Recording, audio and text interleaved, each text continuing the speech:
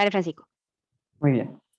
La próxima clase va a ser de primera crisis psicótica y estados mentales de estado de riesgo, por el doctor Alfonso González.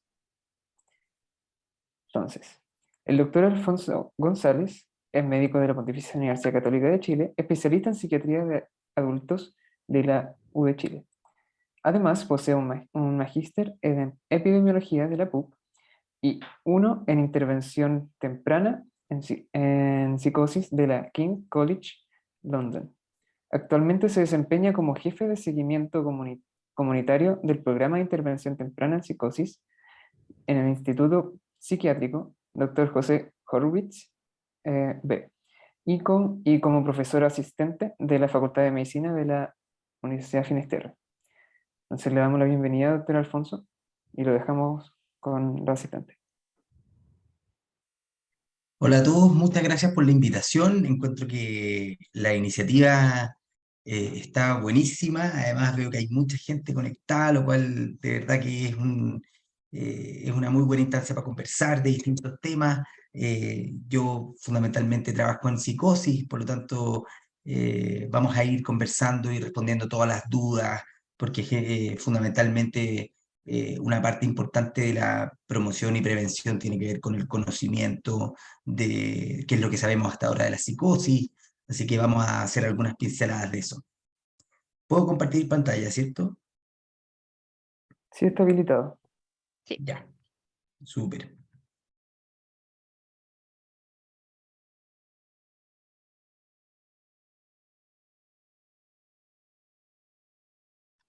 Ok, ¿se escucha bien? Sí, se escucha y se ve la pantalla. Excelente, muy bien. Bueno, yo creo que ustedes no sé si se van a acordar de esto que ocurrió hace ya algunos años, en que una persona desnuda se lanza al zoológico, a la jaula de los leones, y y generó mucha conmoción porque evidentemente le tiraron unos dardos paralizantes a los leones, etcétera. No recuerdo bien si mataron a los leones, pero pudo haber sido. Pero esto fue lo que pasó estas fueron las reacciones de alguna manera. Ahora, si ustedes se fijan, la verdad es que la persona que está acá está con algunas conductas un poco extrañas. Es raro y aparece todo un tema en términos de suicidio. Estos en el fondo rápidamente lo discriminan, y si uno piensa, la verdad es que son conductas muy extrañas. Nadie piensa en un momento de que puede tener alguna enfermedad psiquiátrica que haya gatillado, sino que rápidamente genera una respuesta muy agresiva. Yo creo que parte del estigma de la psicosis tiene que ver con el que desconocemos tal vez eh, cuáles son los estados más, o sea, cómo están las personas cuando están en un episodio psicótico. Por lo tanto, como les decía, creo que la promoción, la prevención y la mirada anti-estigma tiene que ver con conocer de alguna manera y saber cuáles son estos cuadros. Voy a tratar de pasar lo más rápido posible el tema de los aspectos clínicos y diagnósticos, pero es importante para hablar un lenguaje en común. Ustedes saben que la psicosis es un cuadro clínico descrito desde hace muchos años y que ha ido evolucionando en el tiempo, y de alguna manera creo que ahí hay que nombrar algunos, bueno, ustedes ya conocen, ¿no? Han escuchado hablar de Kraepelin, que instala el concepto de demencia precoz, y Bloiler después le llama esquizofrenia, y después empiezan a aparecer conceptos como los síntomas positivos y síntomas negativos, que los vamos a ir avanzando, pero los vamos a ir revisando, pero que de alguna manera vienen de una descripción clásica de psicosis. Este es un cuadro bien interesante de cómo ha ido evolucionando. Por ejemplo, el diagnóstico de esquizofrenia y cuáles son los criterios. Y si ustedes se fijan, el DSM-5 mantiene los síntomas psicóticos clásicos, que tienen que ver con las ideas delirantes o las alucinaciones. Sin embargo, hay algunas otras alteraciones que son más específicas, como el trastorno del pensamiento o el aplanamiento afectivo. Y evidentemente que aquí hay algo que se incorpora hace no tanto tiempo, pero evidentemente el diagnóstico, por ejemplo, de esquizofrenia, que es como la psicosis más, así como el concepto clásico de psicosis, involucra un cambio social importante y una alteración en la vida social para ir haciendo un diagnóstico. Pero lo que les quiero decir es que lo que ha ido quedando en el fondo como más, y estos cambios no son antojadizos, sino que van viendo cuáles son los síntomas que más, cuáles son los síntomas psicóticos más estables en el tiempo para poder ir hablando un lenguaje común.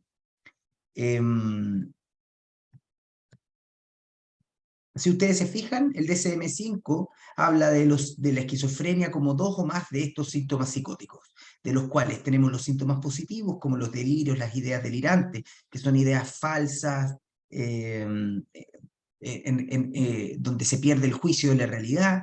Después tenemos las alucinaciones, el discurso desorganizado, las conductas desorganizadas, síntomas catatónicos y los llamados síntomas negativos. Esto en esquizofrenia. Los síntomas negativos, como vamos a ver más adelante, tiene que ver con cuando el afecto se aplana, cuando se pierde la iniciativa social, cuando el discurso se empobrece, etc. Y el criterio B, perdón, y el criterio C habla de un mínimo de 6 meses en el caso del DSM-5. Y lo que pasa en el CIE-11 actualmente es que disminuye la duración de los tiempos a los 6 meses, no a los 6 no 6 meses, sino que un mes, pero mantiene de alguna manera estos síntomas centrales, como son las ideas delirantes, las alucinaciones, el pensamiento desorganizado, agrega algunos síntomas positivos extra, como los fenómenos de influencia, pasividad o control, que son los fenómenos de primer orden de Schneider, y la conducta desorganizada o alteraciones psicomotoras, más estos síntomas negativos, como les decía yo, una pérdida de la motivación, del retraimiento social, una pérdida en el lenguaje, un empobrecimiento del lenguaje, una anedonia y un aplanamiento afectivo.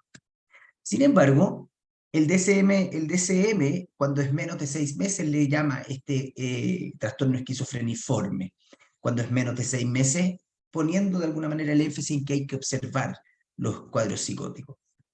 Por otro lado, tenemos los trastornos esquizoafectivos, que es una mezcla de síntomas psicóticos más algún síntoma depresivo o síntoma maniforme. También los trastornos esquizoafectivos son cuadros que hay que seguirlos en el tiempo. Algunos se mantienen claramente como esquizoafectivos y otros van a veces cambiando y van evolucionando a veces hacia el trastorno bipolar o los otros francamente hacia una esquizofrenia.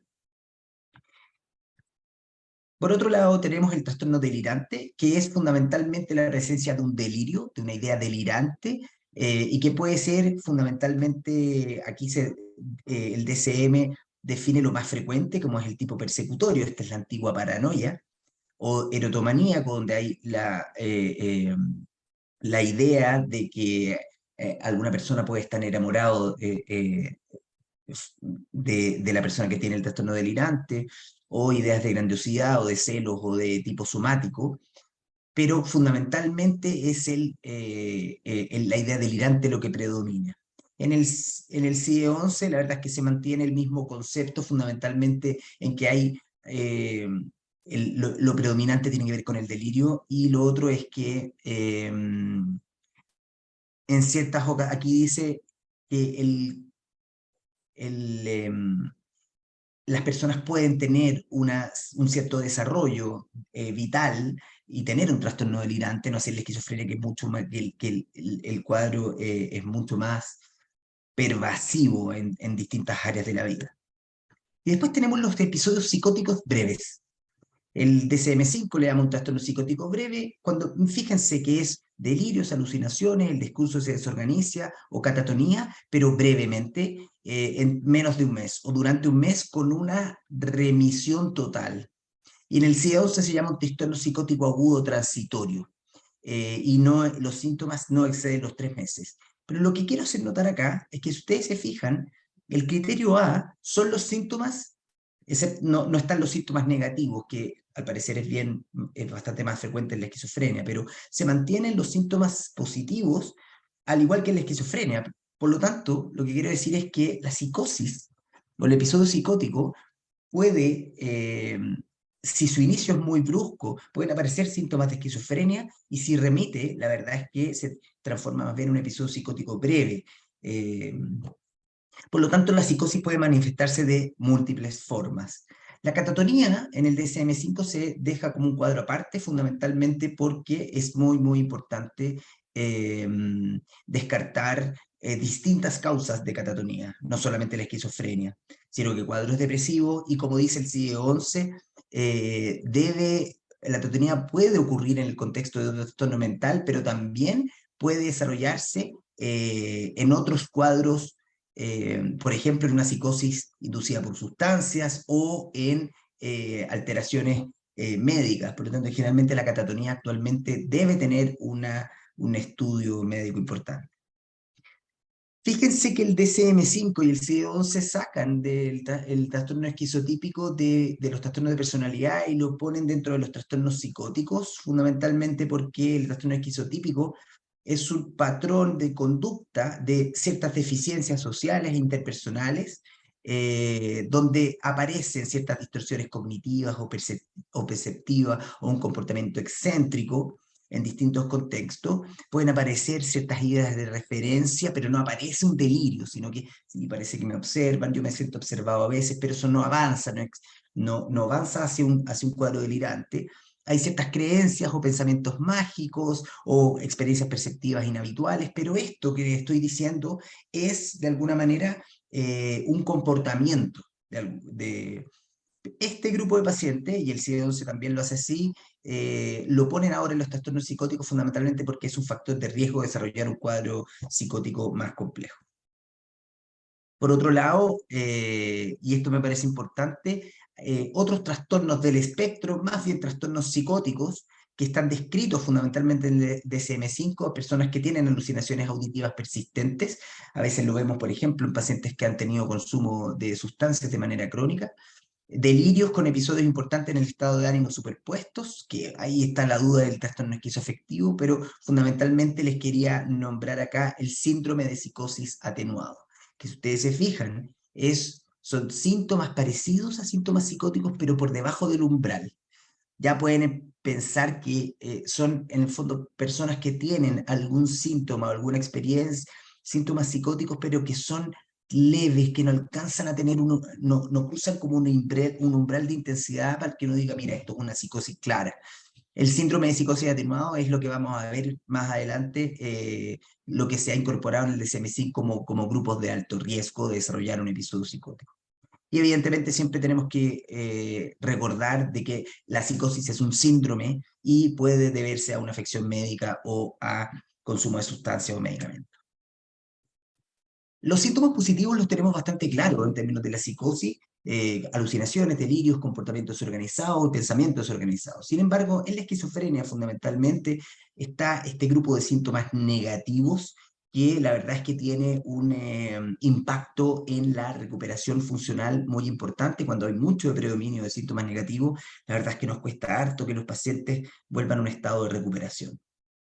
Y esta es otra gran área, no tanto en la psicosis breve, sino que también en la esquizofrenia, que tiene que ver con el impacto de la psicosis, o un área, o el impacto más bien en lo cognitivo. Esto es un metaanálisis de el deterioro global cognitivo. Si ustedes se fijan, prácticamente muchas áreas, 1, 2, 3, 4, 5, 6, 7, 8, 9 áreas, en este gran metaanálisis nos muestran cómo estas áreas están deficitarias en la esquizofrenia, y el área cognitiva es muy, muy importante, especialmente en la esquizofrenia.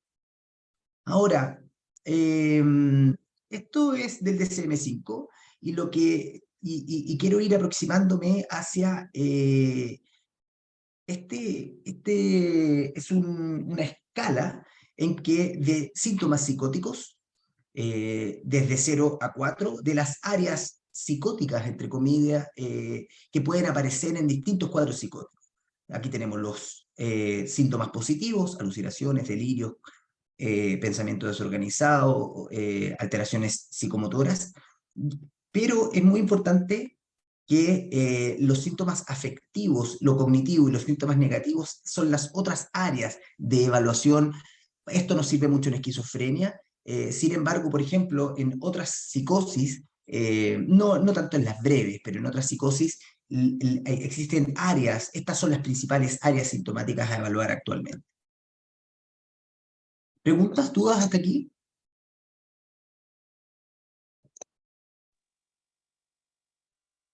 Por el momento vemos una pregunta ¿Ya? de Valentina Muñoz que dice, hola, ¿cuál es la temporalidad de la cual puede evolucionar a esquizofrenia o trastorno bipolar el trastorno esquizoafectivo? ¿Puede ocurrir en cualquier momento o luego de cierta edad se asume que se mantendrá el diagnóstico? Es una pregunta difícil porque en el fondo el tiempo, la verdad es que es una pregunta difícil. Vamos a ver más adelante cómo es el curso y cómo evolucionan ciertos cuadros. Voy a ver si es que se responde un poco más adelante. ¿Por qué es importante saber la epidemiología? Porque nos da la dimensión de los cuadros psicóticos en la presentación en la población. Este es un estudio, es un metaanálisis de James Kirkbride de la Hannah Jonesma, que nos orienta y nos dice, mira, los episodios de psicosis no afectivas, que es como este síndrome de la psicosis que revisamos, se manifiesta fundamentalmente en 18.7 por 100.000 años personas, que se puede traducir como 18.7 por 100.000 personas. O sea, una población de 1 millón de habitantes debiera tener 180 casos al año de psicosis no afectiva.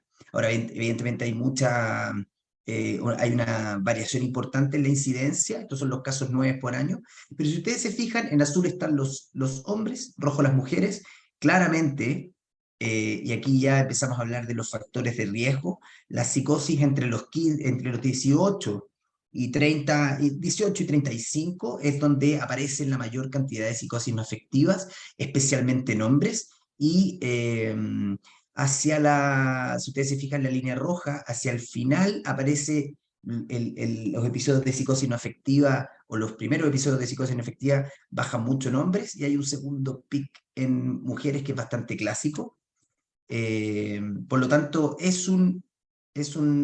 psicosis no afectivas, para aclarar, las psicosis no afectivas son las no asociadas a trastorno bipolar o depresión, se presenta fundamentalmente en la adolescencia y adultez joven. Y esto en un artículo que publicamos también con la Hannah Jonesma y James Kirkbride, en relación a los episodios de psicosis no afectivas en Chile, con más de 30.000 casos. Fíjense que tenemos 17.9 por 100.000 habitantes, lo cual es prácticamente lo mismo que aparece en el metaanálisis, con una mayor incidencia en hombres que en mujeres, y fíjense que casi tenemos la misma curva. Pero nosotros le agregamos a este pequeño grupo de 10 a 14 años, y fíjense que no hay una diferencia entre hombre y mujer, o sea, entre los 14 años, desde los 14, y ahí tiene que ver con un tema del inicio de la pubertad, etcétera, es cuando se disparan los hombres con una incidencia mucho mayor.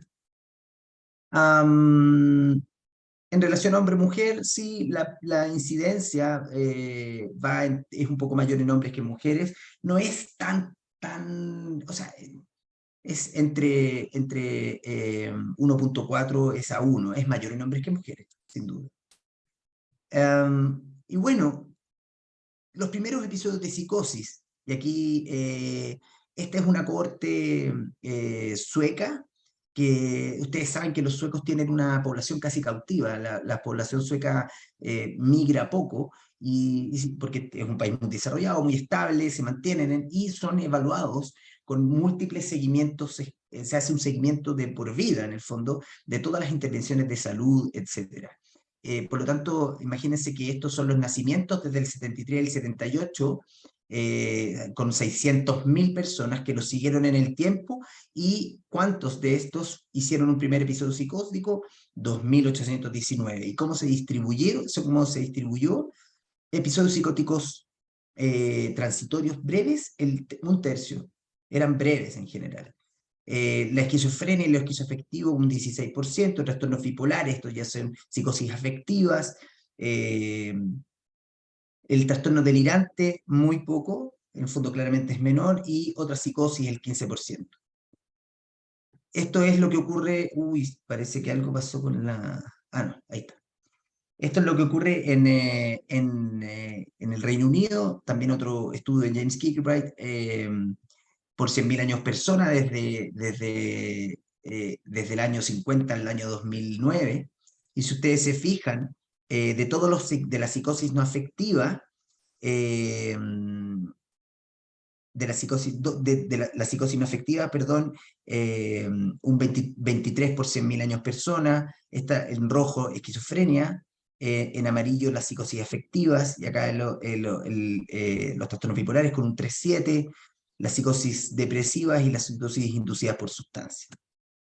Para que tengan una idea de cómo se distribuye la psicosis en términos de los cuadros más duros de alguna manera. Sin embargo, la psicosis también puede manifestarse en la población general como experiencias psicóticas. Hay el argumento detrás de las experiencias psicóticas es intentar poner en la mesa que esto podría ser un continuo, en el fondo, en términos de como la esquizofrenia en el extremo de la psicosis más compleja hasta experiencias psicóticas en la población general. ¿Y qué es lo que se evaluó? Estos son 30.000 respondedores de encuestas de salud en 18 países de experiencias psicóticas y se dividen en experiencias alucinatorias y experiencias delirantes. Y lo que se observa fundamentalmente es que el 5,8% de la población presenta en algún momento de la vida alguna experiencia psicótica. ¿Es mucho? ¿Es poco? Yo encuentro que es harto, un 5,8%. Y fundamentalmente uno, la mayor parte pero más o menos casi un 6% tiene alguna experiencia psicótica.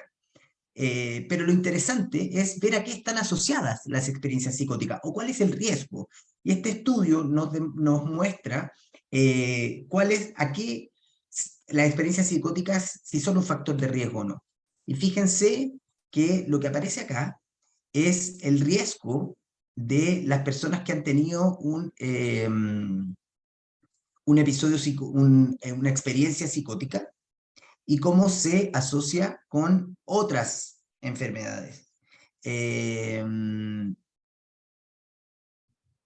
Y es una cosa bidireccional. ¿Qué significa eso? Significa que tanto las personas que tienen experiencias psicóticas van a tener más riesgo de desarrollar otras patologías, lo que está en azul, y también las personas que tienen otras patologías van a presentar más riesgo de tener experiencias psicóticas. Es decir, como es una influencia bidireccional, es como un riesgo bidireccional. Si yo tengo una experiencia psicótica, voy a tener un poco más de riesgo de tener otros trastornos mentales, pero si yo tengo otros trastornos mentales, también tengo un poco más de riesgo de tener experiencias psicóticas. Por lo tanto, no es cualquier cosa, sino que nos pone en riesgo ya las experiencias psicóticas, más allá de los episodios psicóticos como establecidos en los diagnósticos que realizamos. No me voy a detener mucho en la neurobiología de la psicosis, porque la verdad es que yo creo que excede un poco el objetivo de este curso. Sin embargo, hay cambios cerebrales que son importantes y que pueden explicar no solamente los síntomas psicóticos, sino que también los síntomas negativos y cognitivos. Esta es la comparación entre el volumen cerebral entre pacientes con esquizofrenia y pacientes controles sanos, y ustedes se fijan que el volumen ahí o sea, hay un impacto a nivel cerebral. Por otro lado, aquí ya tenemos esto es anormalidades a nivel cerebral en pacientes con esquizofrenia, y ustedes se fijan acá que bastantes áreas están significativamente alteradas en esquizofrenia en relación a los controles. Esto es súper interesante porque tiene que ver con el grosor, el grosor cortical y esto es en relación a pacientes no medicados y pacientes medicados con antipsicóticos. Podría haber algo mezclado entre un impacto de la enfermedad, pero también los antipsicóticos puede que no sean tan inocuos. Esto yo creo que excede un poquito de la presentación. Hay distintas vías neurobiológicas involucradas en la psicosis, fundamentalmente involucrando dopamina, que es lo más clásico y fundamentalmente se entiende por el efecto de los antipsicóticos, pero claramente también glutamato y el sistema GABAérgico están involucrados. ¿Cuáles son los factores de riesgo? Dentro de los factores genéticos, fíjense que el 50% de los gemelos monocigotos, o sea, si hay un gemelo monocigoto y hay uno que tiene esquizofrenia, el 50% del hermano va a desarrollar esquizofrenia.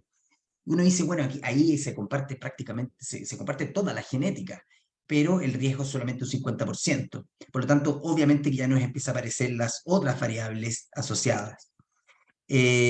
No hay un solo gen, aquí esto es la última,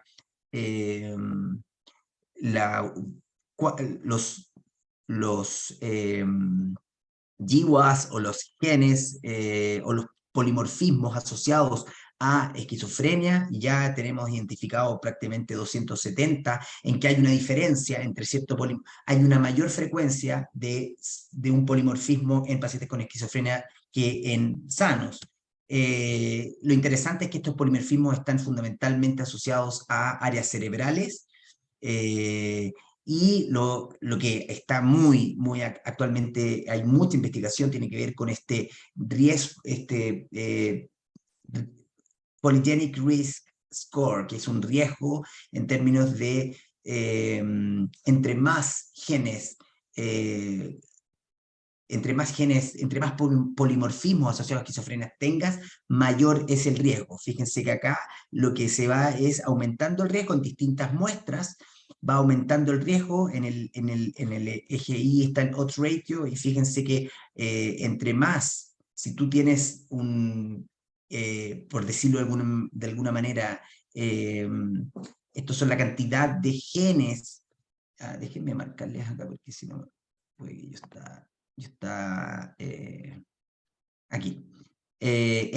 Aquí estos deciles son los porcentajes de genes que tú tienes comprometidos. Fíjense que a mayor cantidad de genes de polimorfismos, mayor es el riesgo de esquizofrenia.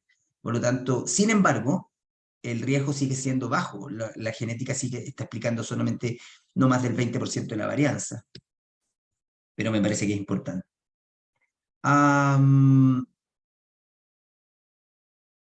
Factores no genéticos. Aquí están los odds ratio en relación a factores de exposición durante el embarazo. Fíjense, las complicaciones en el embarazo y en lo perinatal aumentan el riesgo, y eso probablemente tiene que ver con probablemente estas son noxas cerebrales que aumentan el riesgo.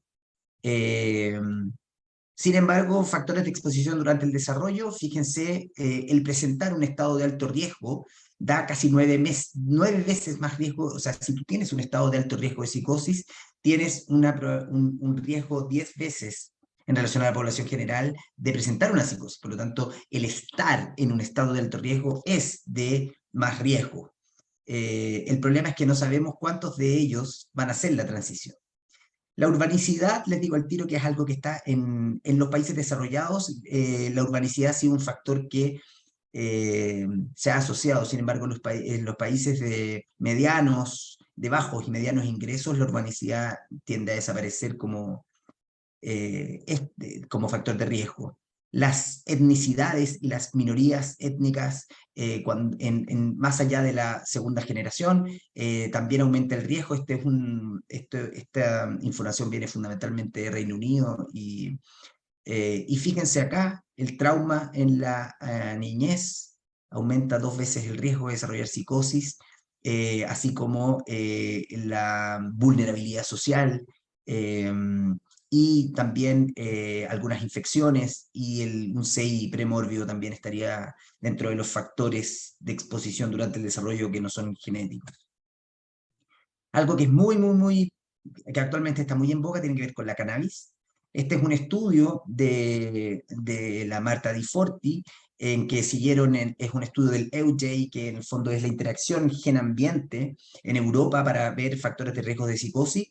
Y lo que les quiero decir acá es que los que raramente usan cannabis de baja potencia no tienen un mayor riesgo. Sin embargo, los que empiezan a utilizar marihuana semanal, empieza a aumentar el riesgo. Y fíjense lo que empieza a pasar con el rosado es ajustado, y lo que va pasando es que el riesgo mayor, y esto es un gráfico que se llama en dosis respuesta, es decir, voy aumentando la frecuencia y voy aumentando la concentración de cannabis fumada y voy aumentando el riesgo hasta tener 5 veces. Claramente, la cannabis está asociada a psicosis, y los consumidores diarios de alta potencia, es decir, más de 10% de THC, concentración de THC, tienen más riesgo. Pero no son todos. El consumo ocasional de marihuana, como dice acá, probablemente no genera mayor riesgo. Y esto es algo muy interesante, que es la interacción gen-ambiente. Solamente este es un estudio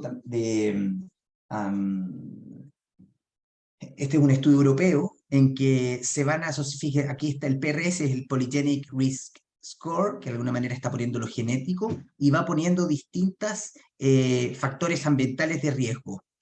Por ejemplo, uso de cannabis, abuso sexual como trauma, etc. Y esto es el riesgo, pero cuando se juntan ambos riesgos hay un adicional. Es decir, la interacción gen-ambiente genera un riesgo adicional entre los factores de riesgo. Es muy interesante.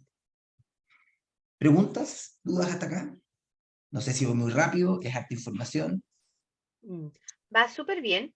Tenemos hartas preguntitas, así que yo creo que sería mejor dejarlas para el final y juntarlas todas, sí.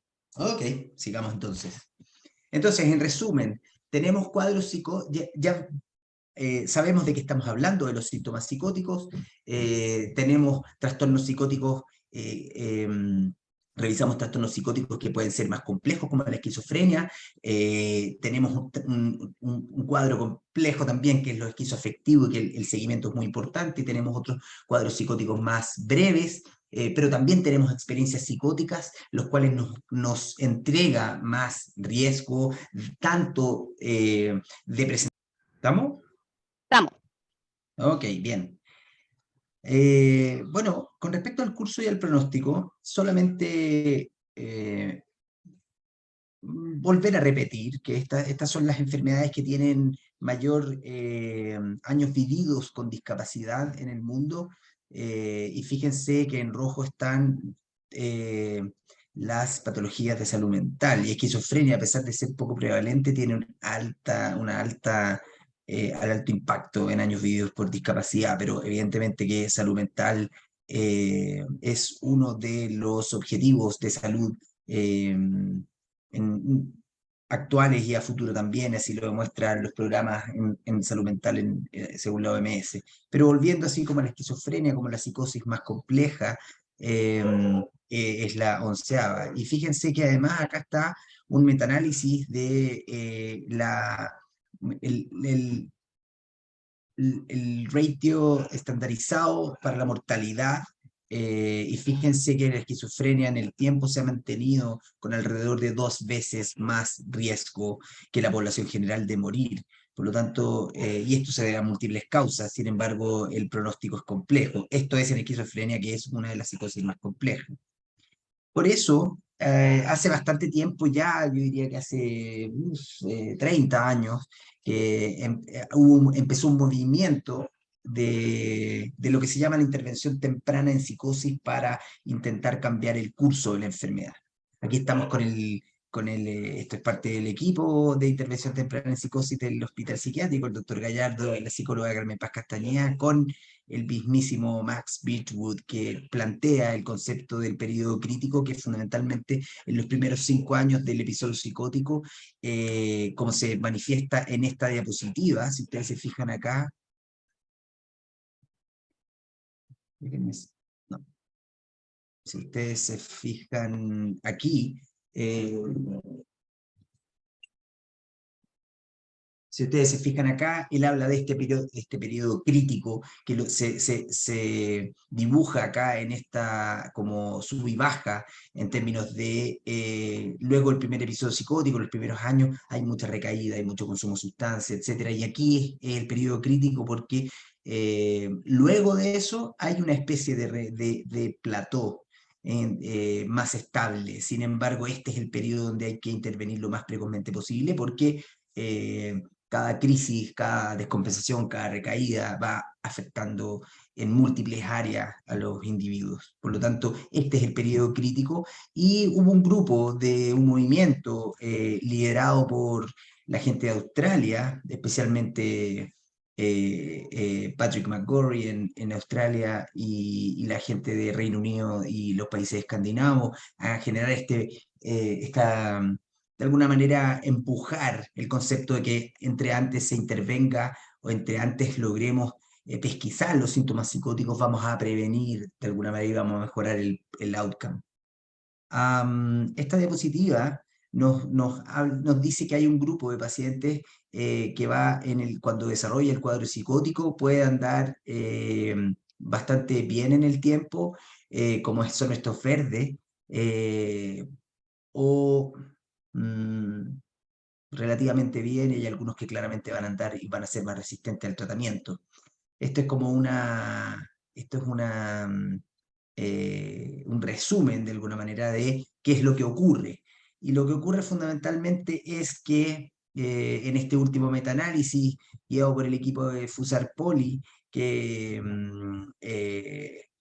aproximadamente viendo en el fondo cuál es la proporción y cuáles son los predictores de remisión, por un lado, y de recuperación en el primer episodio de psicosis. Lo que nos muestra fundamentalmente es que, si ustedes se fijan acá, a los 6 meses más o menos tenemos un 50 y algo por ciento de remisión.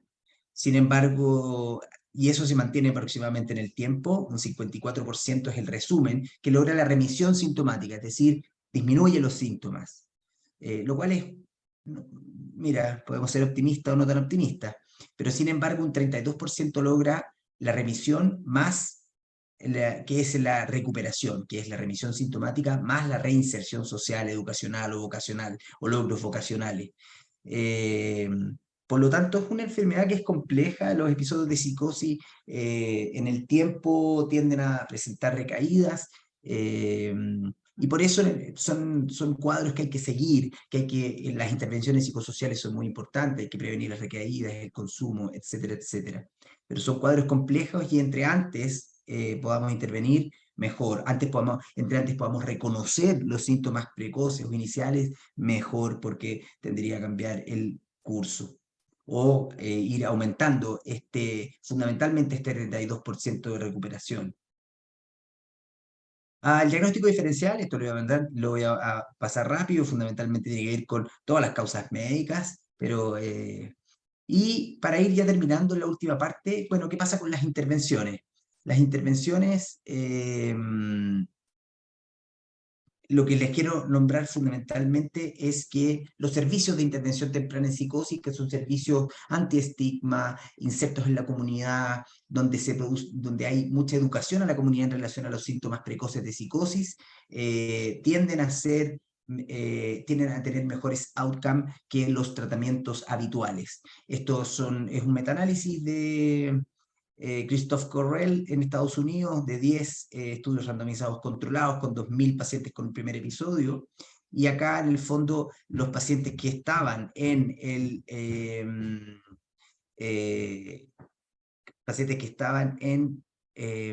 los servicios de intervención temprana en psicosis tienen una menor tasa de consideración de tratamiento, de rehospitalizaciones y de recaídas.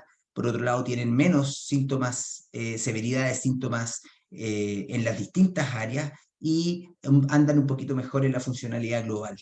Por lo tanto, los servicios de intervención temprana no son algo muy, de alguna manera, que estén aplicando algo muy, entre comillas, novedoso, sino que es grupos especializados, anti-estigma, con mucha intervención psicosocial, donde hay intervenciones familiares especializadas con mucha psicoeducación, donde el rescate es activo, no es que se dejen los pacientes a su azar, sino que hay un rescate activo, donde hay hotlines para intervenciones en crisis disponibles, etc. Fundamentalmente tiene que ver, es un modelo de cuidados en el cual los usuarios con psicosis y sus familias son tratados como un grupo fundamentalmente para intentar actuar lo más rápidamente posible. Nosotros tenemos nuestra guía clínica Auge, ojo que se llama para el primer episodio de esquizofrenia, sin embargo, si uno ve y lee la guía, los trastornos, las psicosis no afectivas están cubiertas por el Auge. Y esto para nosotros estamos en un marco, entre comillas, legal y de salud muy, muy favorable para poder tratar, o por lo menos que haya una conciencia y haya unas intervenciones precoz y que haya intervenciones oportunas y rápidas, dado que somos una patología auge. Y por último, para terminar de los grupos especiales, que ustedes probablemente me lo hicieron notar en el título en relación a los grupos de alto riesgo de psicosis. Los grupos de alto riesgo se definen fundamentalmente como trastornos esquizotípicos de personalidad o familiares de primer grado de psicosis que empiezan a tener un deterioro en su funcionamiento. Ese paciente es de riesgo. ¿De qué? De hacer un episodio psicótico. Ya vimos que los pacientes que entran en este grupo tienen 10 veces más riesgo que la población general de hacer un episodio psicótico franco. El segundo grupo son síntomas psicóticos atenuados más un deterioro en el funcionamiento. Los episodios psicóticos breves, ¿ya? Más un claro deterioro en el funcionamiento. Y los síntomas básicos, que es una línea de síntomas fundamentalmente de la psicopatología alemana, que para nosotros son un poco más difíciles, pero claramente los grupos de alto riesgo son estos tres: los pacientes que han tenido episodios psicóticos breves, los pacientes que han tenido síntomas psicóticos atenuados, es decir, que han tenido episodios de experiencias que no alcanzan a ser claramente un delirio, pero por ejemplo sí que sentirse observado, etcétera, más un deterioro en el funcionamiento, y más este riesgo genético en los pacientes con un trastorno esquizotípico de personalidad o familiares de primer grado con psicosis, pero con un deterioro en el funcionamiento. ¿Qué pasa con ese grupo? Bueno, esto es un poco lo mismo. Lo que pasa con ese grupo es que aproximadamente actualmente está más bien dentro de entre el 20 y el 30% de ese grupo del que estábamos hablando acá tiene un riesgo de hacer una transición a una psicosis franca. Por lo tanto, es claramente un grupo de riesgo. Y es un grupo, por lo tanto, en el fondo lo que se quiere poner acá es que ese 20 o 30% de riesgo que va aumentando en el tiempo, o sea, si hay alguien que tiene un cuadro de alto riesgo y se sigue en el tiempo, va aumentando levemente el riesgo hacia entre un 20 y un 30%. El gran problema que tenemos con los grupos de alto riesgo es que esto es en el grupo que son relativamente de baja prevalencia en la población general y aunque son pacientes de más riesgo, hay todo un debate en relación a si hay que hacer una pesquisa activa. La evidencia en este momento no avala la pesquisa activa de los grupos de alto riesgo. Sin embargo, es un grupo claramente de cuidado, y no solamente porque hacen un cuadro de... porque de alguna manera, lo que aparece acá, si entre el 20 y el 30% hace una psicosis, aquí dice que el 70% a los 2 años presenta otros cuadros psiquiátricos. Por lo tanto, no es solamente de riesgo para desarrollar una psicosis, sino que también es un grupo de riesgo para otros trastornos psiquiátricos. Esto es algo que Patrick McGorry de Australia ha intentado poner en la mesa, y él lo ha puesto, si ustedes se fijan, estas etapas, no sé si les suenan, pero etapa 0, 1A, 1B, 2, 3, 4. Aquí se asemeja más bien al cáncer, y como grupos de riesgo. Y él ha tratado de poner en la mesa este diagnóstico en etapas, fundamentalmente para poner en la mesa la prevención la prevención y la intervención precoz de los cuadros en etapas tempranas, fundamentalmente para mejorar el curso y el pronóstico.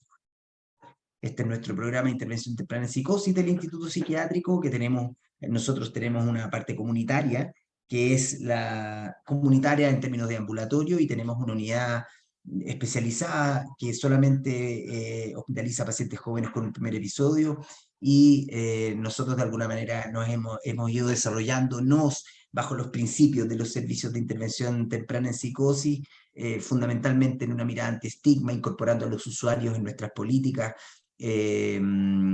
estos expertos por experiencia, y además en un trabajo multidisciplinario muy, muy importante. Muchas gracias por la presentación.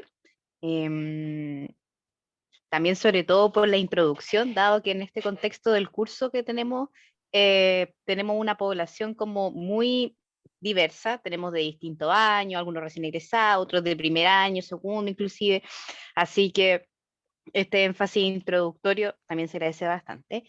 Tenemos hartas preguntitas, así que vamos a tratar Dale. de responder la mayor cantidad que se pueda. Hay varias preguntas de conceptos generales, más o menos de ¿Ya? la parte introductoria, así que las voy a tratar de juntar. Una Dale. sería, por ejemplo, si podría dar un ejemplo práctico de la diferencia entre psicosis compleja y una psicosis leve, por ejemplo, esquizoafectivo. Y otra también asociada sería cuál es la diferencia entre un episodio psicótico y una experiencia psicótica, que esta persona no entendió muy bien la diferencia entre episodio versus experiencia. Y la otra sería, em, ya, que entendiendo que hay distintos tipos de esquizofrenia y diferentes formas de progresión según remisión de síntomas psicóticos, ¿qué tipo de esquizofrenia tiene mejor y peor pronóstico en cuanto a funcionalidad y deterioro cognitivo?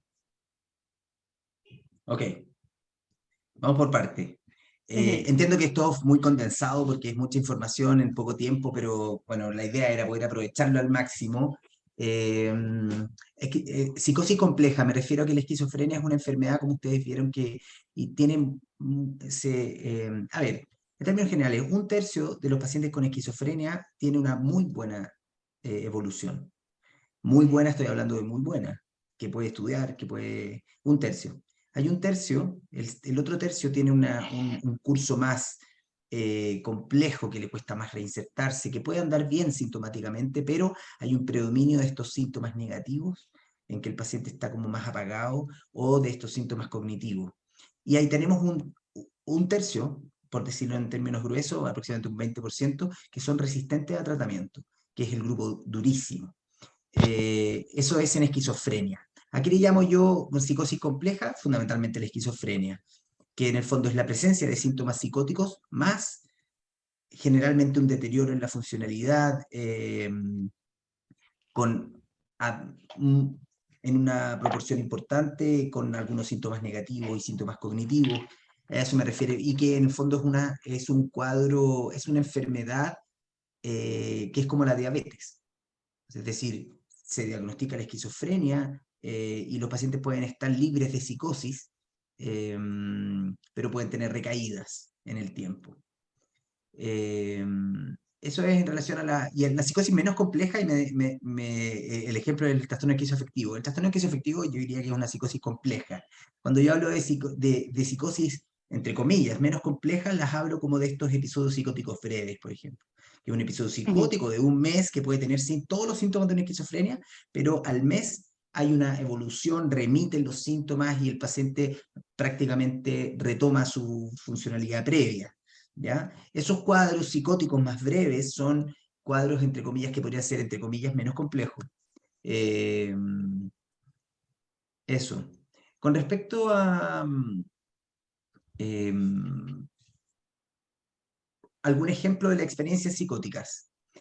Eh, si uno, esto es fundamentalmente población general, y se le hace la pregunta: ¿ha tenido usted alguna vez alguna sensación de escuchar voces, o cuando cuando no hay nadie alrededor, etcétera, etcétera? Las pacientes responden sí. Eso es una experiencia psicótica. Y a esa persona le preguntan: ¿usted alguna vez ha sido diagnosticado con, y le ponen la psicosis como esquizofrenia, y dice no? Y después dice: ¿ha tenido usted alguna experiencia como esta? Sí. Esa es la forma de las experiencias psicóticas, que generalmente el 6% de la población, como digo, refiere a haber tenido alguna experiencia psicótica. Alguna experiencia, ya sea haber tenido alguna idea extraña, no asociada a consumo, o haber tenido alguna experiencia, por ejemplo, alguna experiencia alucinatoria. Sin embargo, no tiene todo el impacto que tiene un episodio psicótico franco. Entonces, lo que se quiere poner en la mesa y lo que está detrás de esa línea de investigación de las experiencias psicóticas es como intentar poner un continuo de severidad entre, en el fondo, o sea, normalidad, entre comillas, experiencias psicóticas y ya cuadros psicóticos más complejos, hasta la esquizofrenia, que es como la psicosis más compleja. Ujú. Súper. Y la otra pregunta era de... ay, que se me perdió. Ah, no, pero ya está. Ah, en el fondo, ¿cuál eran como de los distintos tipos como de trastornos psicóticos, distintos tipos de esquizofrenia en el fondo? ¿Cuál tiene Sí, mejor y peor pronóstico en cuanto a funcionalidad y deterioro cognitivo? sí. Buena pregunta. La esquizofrenia es una enfermedad que se manifiesta, tiene áreas, de distintas áreas sintomáticas. Eh, Hay una tendencia a tratar de eliminar las categorías. De hecho, por ejemplo, la esquizofrenia hebefrénica, que era un tipo de esquizofrenia, se eliminó, ya no se habla, fundamentalmente de un tema de estigma, y se privilegia cuáles son las áreas sintomáticas más predominantes. Y lo que se ha visto es que los síntomas positivos no necesariamente están asociados a un peor pronóstico. Es decir, un paciente que puede tener ideas delirantes o muchas alucinaciones no necesariamente va a tener un peor pronóstico. En cambio, las personas que tienen mucha desorganización del pensamiento y especialmente aquellos que tienen síntomas negativos y síntomas cognitivos tienden a tener una recuperación, menores tasas de recuperación.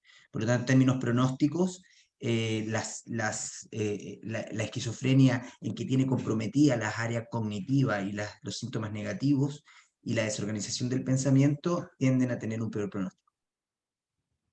Ujú. Súper. Y de siguiente pregunta, ya, voy a sumar dos de síntomas.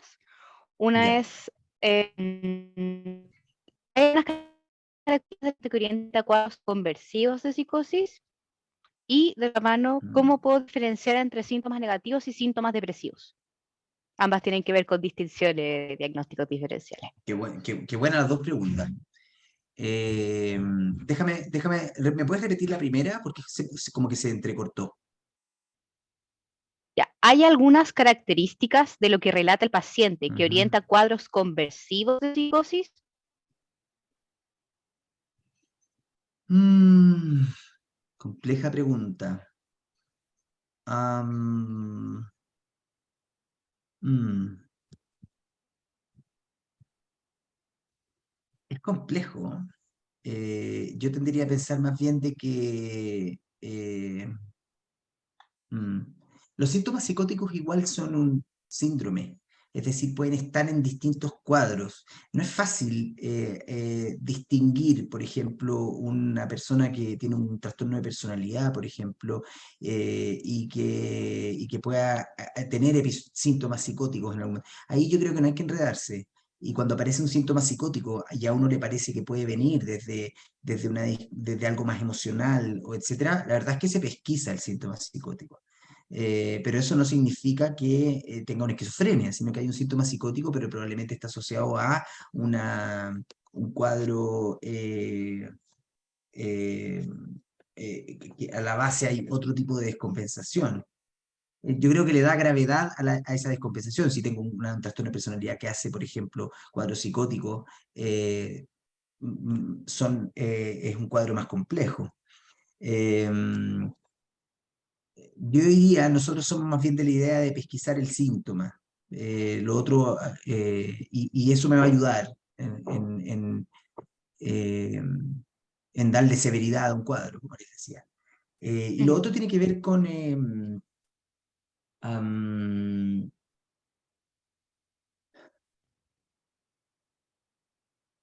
am, a ver, la otra se me fue. Ya, ¿cómo distinguir La- entre síntomas negativos? versus Muy bueno, síntomas sí. depresivos. Los síntomas es simple, pero complejo a la vez. ¿En qué sentido? La verdad es que el paciente refiere que su ánimo está normal. Así de simple. El síntoma negativo, uno al pesquisarlo, tienes que descartar, porque es un diagnóstico diferencial importante. De hecho, la anedonia es un síntoma negativo. Pero cuando uno pregunta por el ánimo, en relación a cómo está tu ánimo, si hay tristeza o no, eso no está.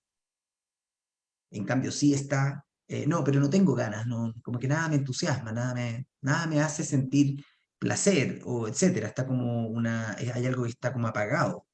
En cambio, cuando el síntoma depresivo es positivo a la pesquisa, es decir, cómo anda tu ánimo mal, yo ando mal de ánimo. Y además está lo otro, pero ando mal de ánimo. Entonces, lo que predomina es lo depresivo en ese sentido. Pero el síntoma negativo primario, en el fondo, al pesquisar por ánimo, al preguntar por ánimo, el paciente refiere que su ánimo está bien, Súper. o normal. Y, claro, y en honor al tiempo vamos a seleccionar dos preguntitas más.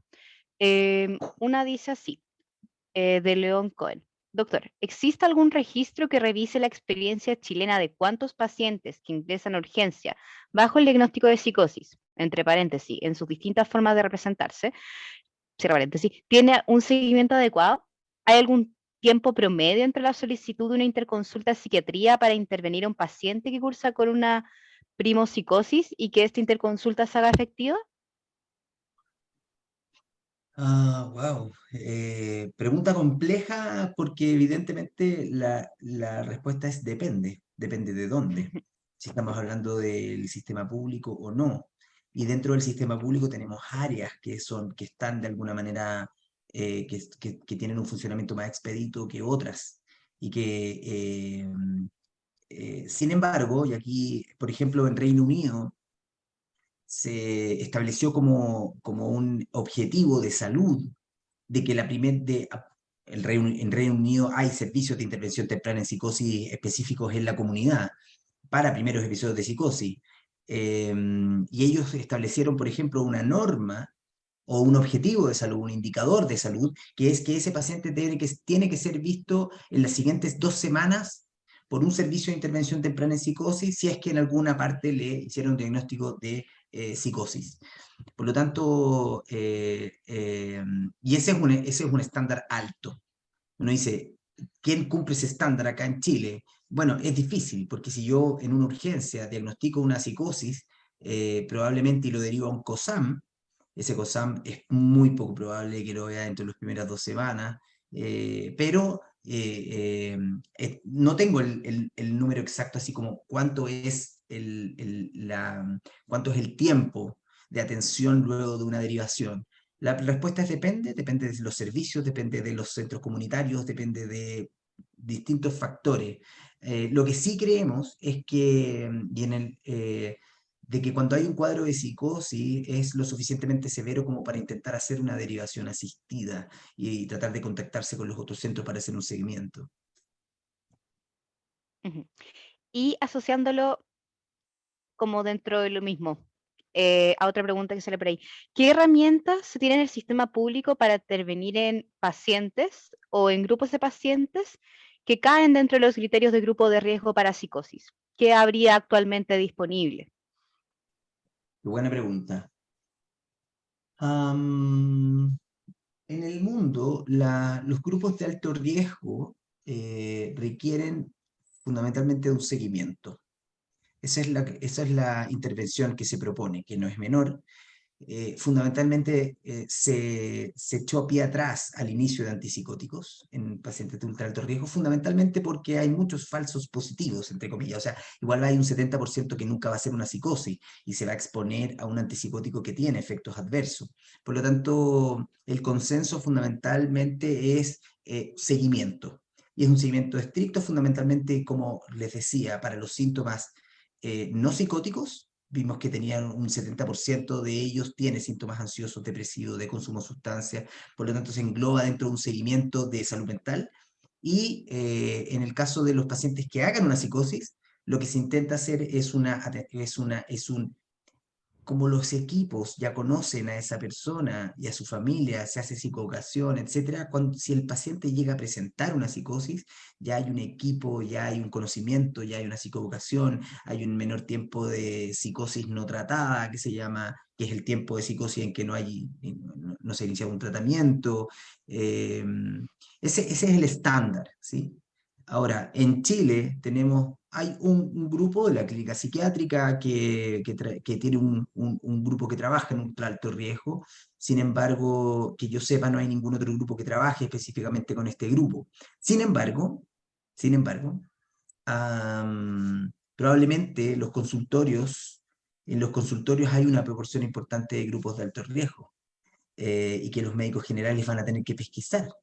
Eh, y ahí está el tema, bueno, ¿y qué hacer con ellos? Fundamentalmente el seguimiento. Ese seguimiento es fundamentalmente para pesquisar precozmente síntomas psicóticos o para tratar las comorbilidades, porque es un grupo de riesgo.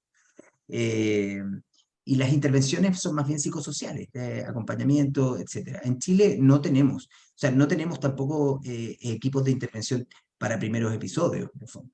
Eh, a pesar de que debiéramos seguir la clínica GES, la guía GES, para el primer episodio de esquizofrenia, que en el fondo es una guía de primer episodio de psicosis.